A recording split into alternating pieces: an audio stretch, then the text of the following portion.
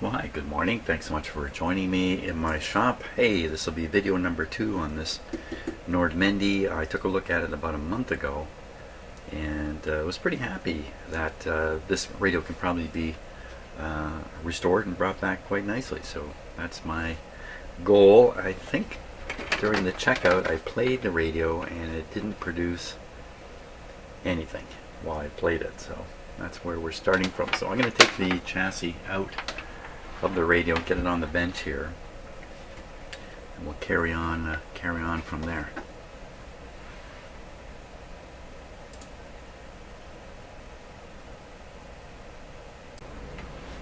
Okay, let's pull this out here. I've taken the screws out from underneath. Of course, the speaker's not going to come with it. Now, these radios usually have enough speaker wire on them that you can bring the radio out of the cabinet and swing it and leave it connected to the speakers. This one has a lot of wire on it. I don't know if that's original or for some reason somebody put more wire on it. Let's see if we can get away with this.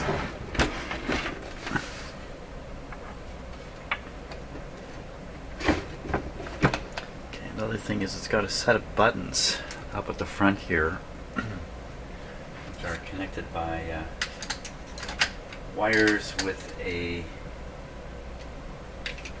plug. I'll try and pop the plug out here. There we are. I'll leave the switch as the push buttons. And some of these radios, if you don't have those push buttons plugged in, you won't get any sound to the speaker.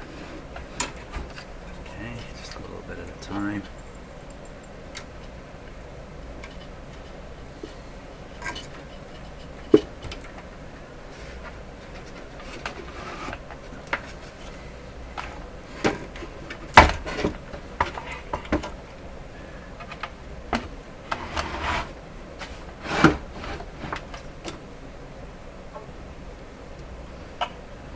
String here.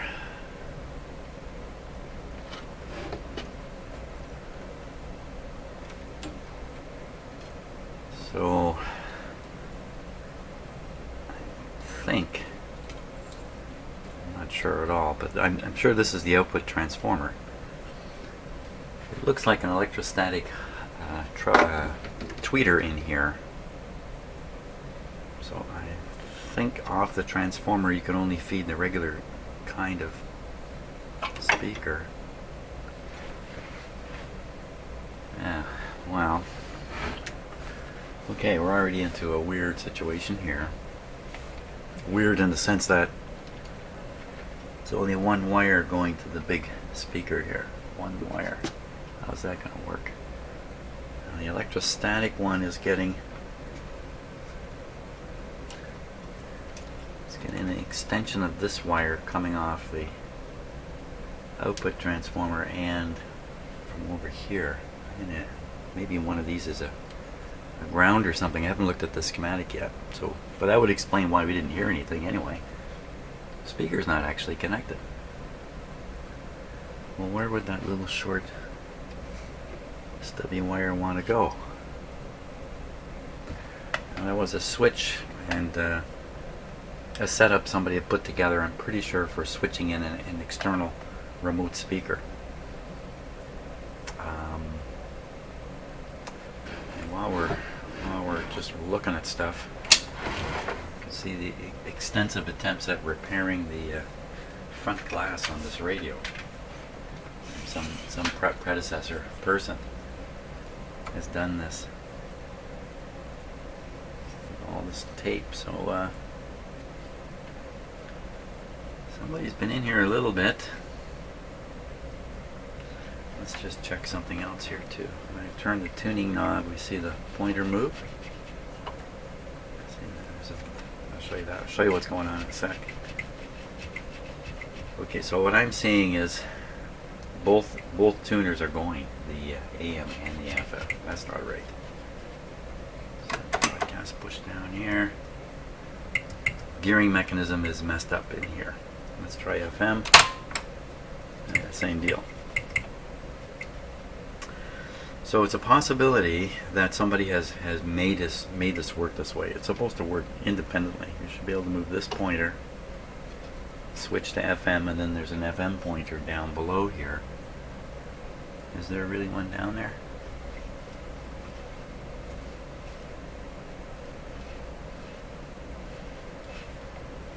Well, I'll take that back. It's all one pointer right down into the FM. Well, that's a little unusual. In a sense, I'll just show you what makes it unusual. Something else I observed here that doesn't quite. So when you look down in these European sets with an FM band, you often see something like this. And the idea is when you push AM and FM, this mechanism is re-gearing itself to either operate the AM tuner or the FM tuner, but not both. Then there's separate sets of strings for the pointer. This radio is different. Here, I'll turn this. You can see it. It's all turning together. Even though it looks like there's some gearing mechanism in there, there's nothing. Let me push the broadcast button. There was a bar moving way down below there. Let me push FM again.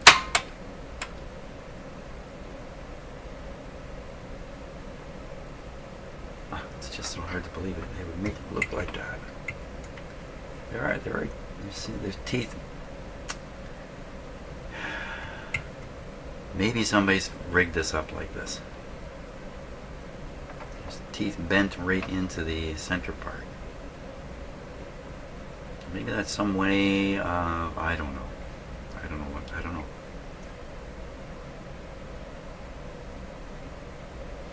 A little odd, eh?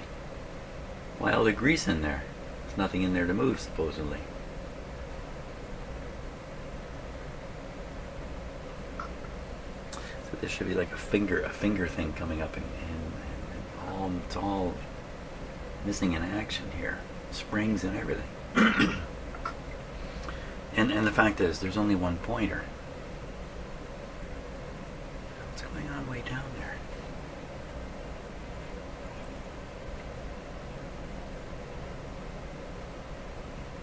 Yeah, maybe there is two pointers. Let's look right on the front here.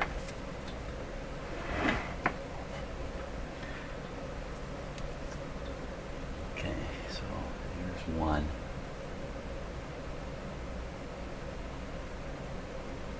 And they look pretty lined up. The FM, the FM one down here.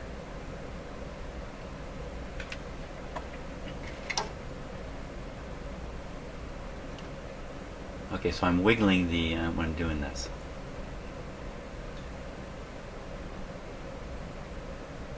See, the FM one's not moving.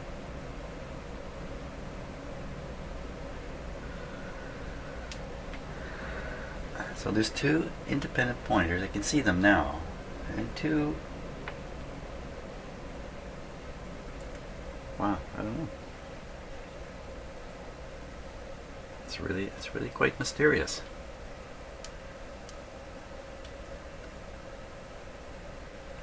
I mean, it's well worth having these things have two pointers and two separately tuned everything for AM and FM. There's good sense to doing that. They seem to have done it all, but all of it. So we'll go on the assumption that there's. Yeah, see that? See how that works?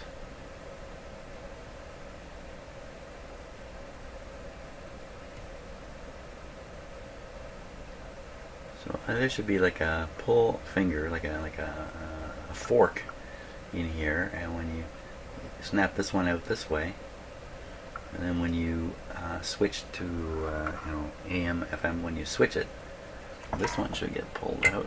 Yeah, see, it moves. But the finger piece is missing underneath, and a couple of these teeth up here, they've been bent. So maybe this is somebody's clever way around difficulties in this area. What difficulties can you have? Okay, we've dwelled on this enough. We certainly have identified it. Now if I'm working on another Nordmende radio, I recognize right away this is the output of the FM amplifier, so the composite signal is at this point. Where in this radio is all mono anyway. So probably just the left plus right is sitting here and nothing else. I don't really know for sure, but this is what will head down onto the you know what, this radio is quite similar to the Nordmende I just did. It's going to head down right down into this area somewhere. That could be it right there. I don't think so though.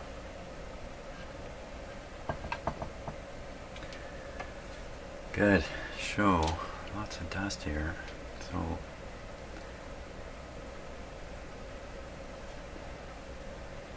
neocon. Did they have any idea what that word was going to mean today? Neocon. And there's the on-off switch. Now here's the weird situation here with the output transformer. It has a black and red wire soldered to it additionally. It has this wire, which just could be an original wire. This goes all the way up to one terminal on the speaker. Black wire comes over here.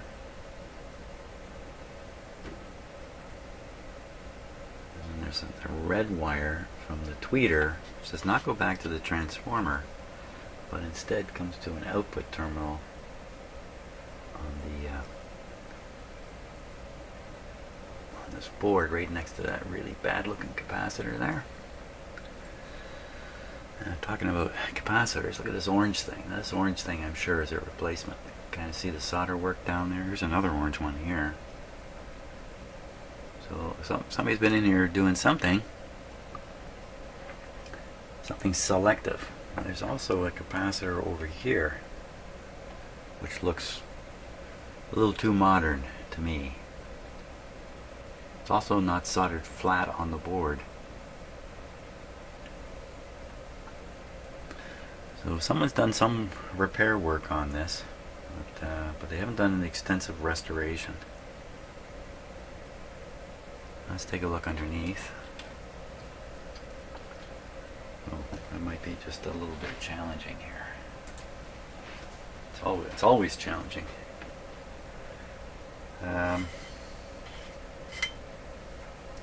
There's the transformer. Looks like I can stand it up on its end here. It's gonna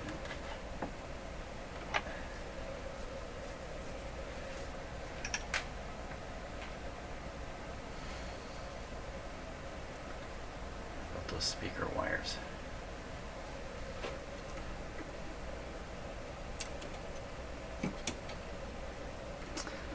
Pretty long. I'm gonna cut this one here. This one's headed for the tweeter. It's bare right in here anyway. That's the shorter of the wires, and it was going to keep me from standing this thing up, but I think this one's plenty long. It's only one wire. I gotta figure out how to put the second wire in there to make the speaker work. Broken glass here. Forgot about that. It's gonna sit right on the glass. Hey, how do you break the glass? Set the radio right on it. Okay, that's actually pretty good.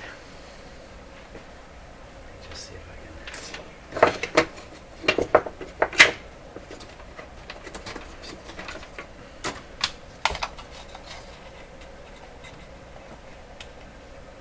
That's just a little bit better. Good.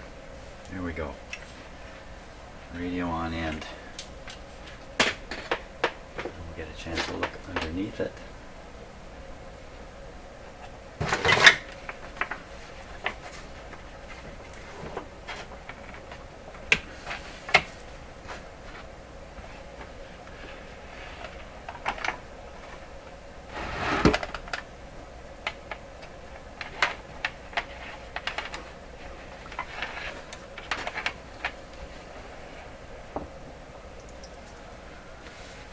Okie dokie.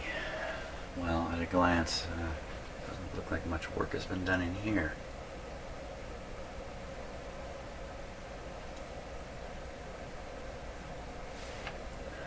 See lots of these white molded capacitors.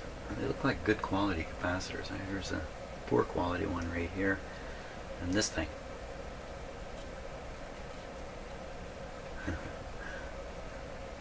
I'm chuckling because one of the radios I just recently did, I saw something very similar to this, and I didn't know what it was, and cut it out and basically learned a couple lessons the hard way. Don't think I want to do that here. Nothing really jumping out at me. Boy, this arrangement looks really familiar, just like the Nordmende I just finished.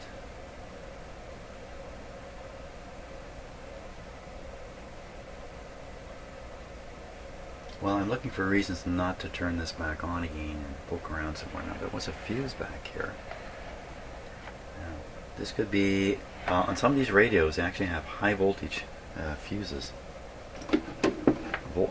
Fuses right in the high voltage line. I don't think they put them right on the back. They tend to put them up in here type thing.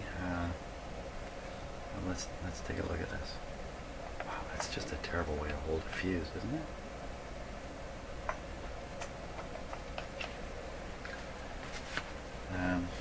It's a very physically small fuse, so it could be. I think they'd want to have B plus sitting right on these terminals. What's it say? Wow, it says 110 volts, so this has got to be the line fuse, of course, the power fuse.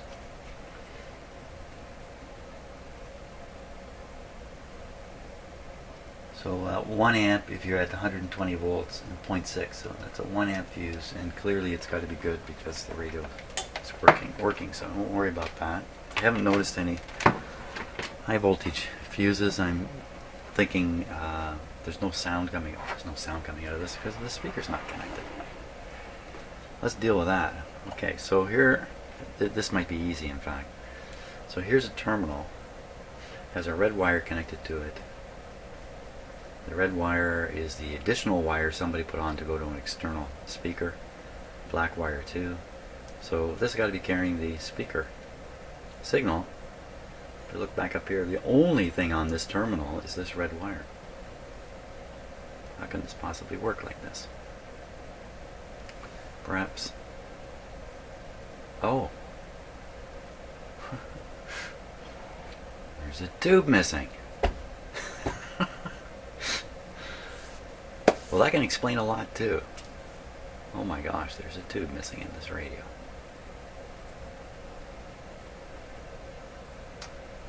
Okay, I'll have to find out what that is. I'll have to look at the schematic and sort that out. Okay, continuing with the speaker story though. So I think all I need to do is just extend a wire from this terminal over the other terminal of the speaker. I think we're hooked up and running at that point. I'm going to get rid of these. These are just unnecessary. Now we got a piece of wire to run back, and I'll solder it onto the speaker there. Okay, while I was preparing a new speaker wire, see, I put this little polarized plug deal on here for the speaker. While I was doing that, I came to my senses and realized, oh yeah, that's the plug for the switch, for the push buttons. Yeah, the push buttons. So I managed to get one little nut off the push button set here. The other nut has got bound, I guess, or binded to the threaded shaft. And in the process of me removing the nut, I have loosened the shaft. Now the shaft turns, the nut turns. I can't get this off. That's the short story. So we're going to leave it like that. It could be you have to have this plugged in for sound to reach the speaker. That's possible, but maybe not. So we're going to go on the basis that maybe this will work with those switches unplugged. because I don't know what else to do, basically. So I think we're almost ready to start this guy up now. See what we can get out of it. So we have just the bass speaker connected, no tweeter connected, and let's just straighten up here a little bit before I apply power.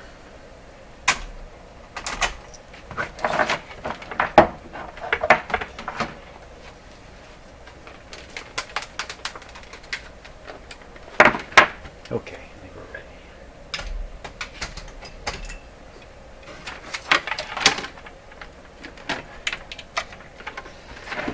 Now, let's see, we'll switch this to broadcast band. Quick check. Everything should be okay. Volume controls here. Volume down. We're all set.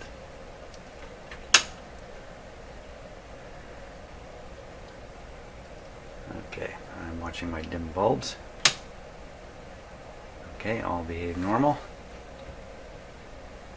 Let's put a little more volume onto it here. Again, I'm firing it up with reduced voltage here, so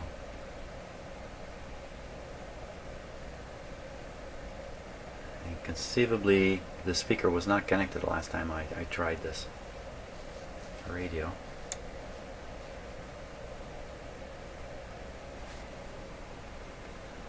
You can see the output tube is lit. I don't hear the slightest sound. Nothing.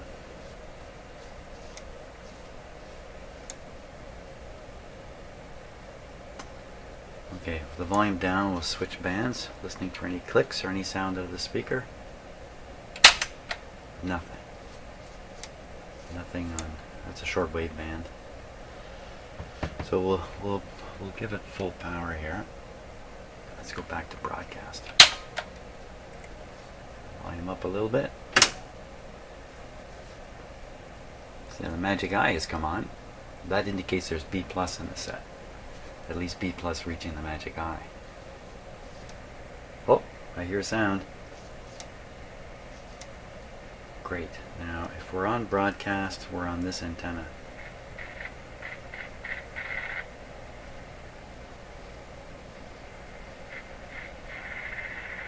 How do you like that? This radio works.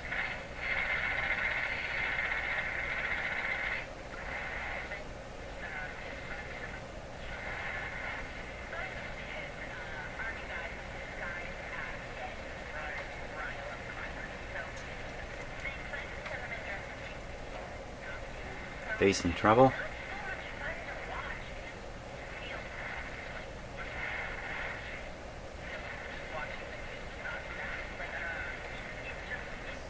That's full volume though.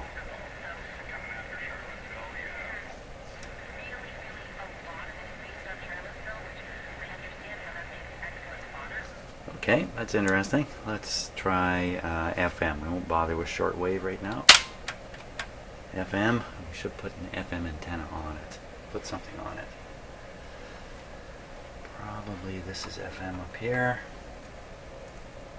Just any piece of whatever. Something, anything.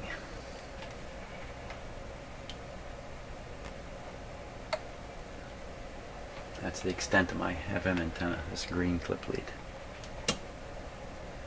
FM. Volume up.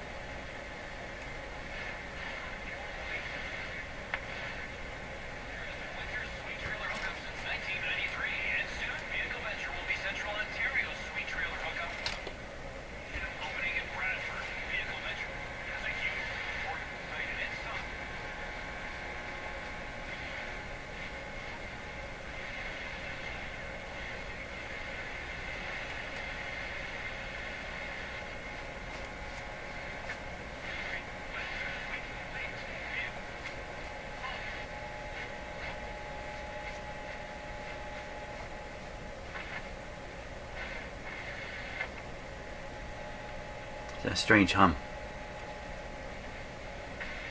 that I hear in FM radio. See, it disappeared there.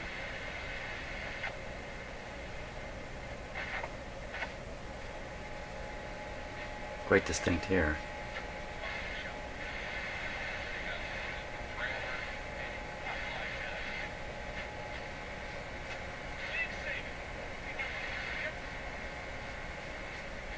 Okay, might as well try shortwave. I'm really impressed, frankly, that this works at all, even though the volume's up full. I'm really impressed. I didn't even vacuum the dust off it yet. So we want to get on shortwave. It's going to be one of these. Let's go. The shortwave band that'll be active now will be shortwave 2. Shortwave 2. Volume full.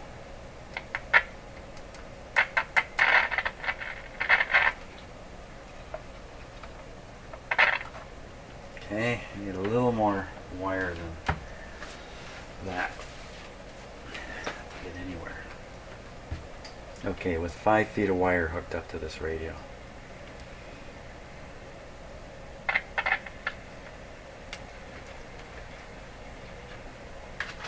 Five feet of wire. What are the chances we're going to pick up anything?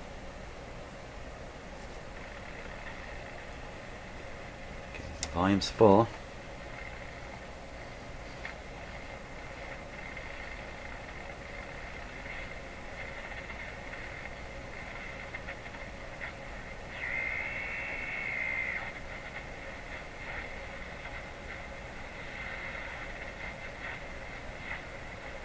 Tuning around 11 and 12 megahertz.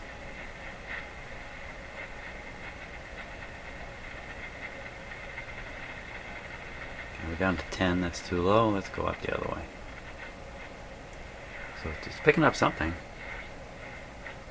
No volume.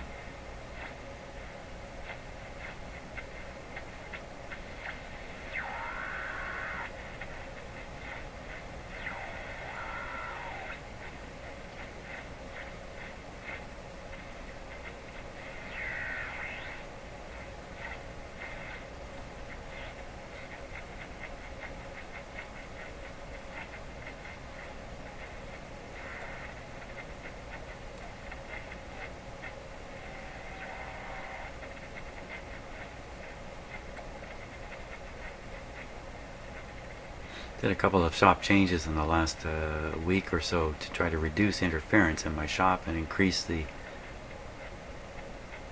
external signal that's available.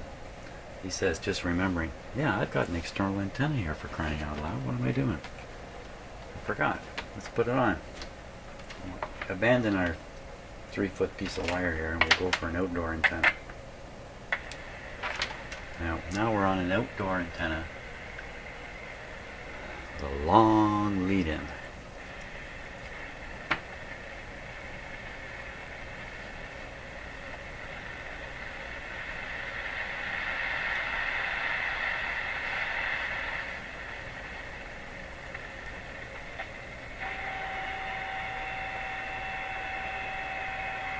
Is that music in there? Yeah.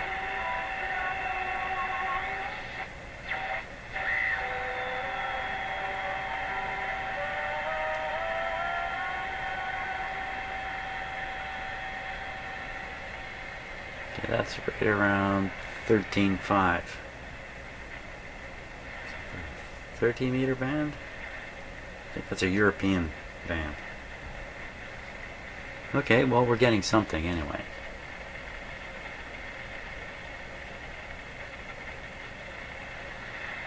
So what I'm noticing is it's weak on all bands. It's weak on everything. That kind of points to something shared between the AM side and the FM side. One of the things that's shared is the IF tube right here. And of course another thing that's shared is the output tube driving the speaker, which may simply be weak. Or it could even be the detector tube, I think it's sitting right here, which is also could be responsible for both being weak. And it could be bad capacitors in here, who knows? Who knows what could be haunting the set right now. But there seems to be consistently low from both the FM and the AM, the shortwave, the whole thing. Well, why don't we start with the audio side of things and see if, in fact, our problems are with the output tube. Great big EL84 output tube there. And a 6AK8 or 6AK, never heard of that, 6AK8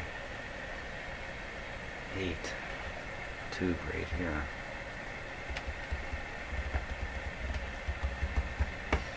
Now, there's probably tape in, or phono in rather. Let's see what we got here. Tona Bemner. So I think that's a record player. There? Yeah. Really?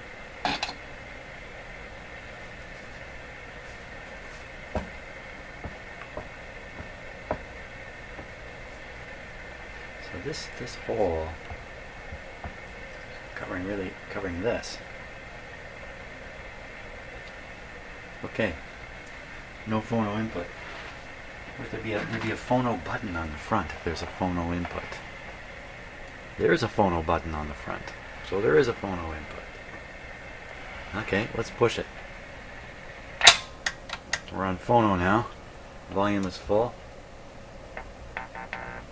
So that's the phono input right there.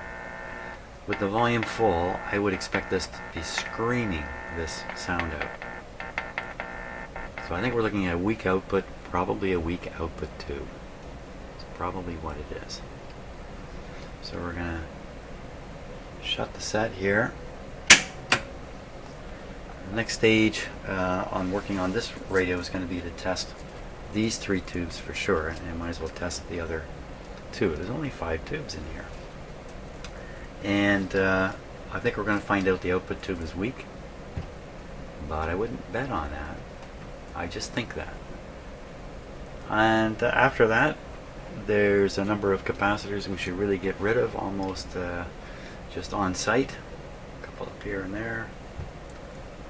We'll just see if we can just bring up the strength, but I'm really impressed that this radio essentially works as is. Fantastic. Now I'm going out to enjoy the wonderful weather today. Thanks so much for watching, and see you in the next video.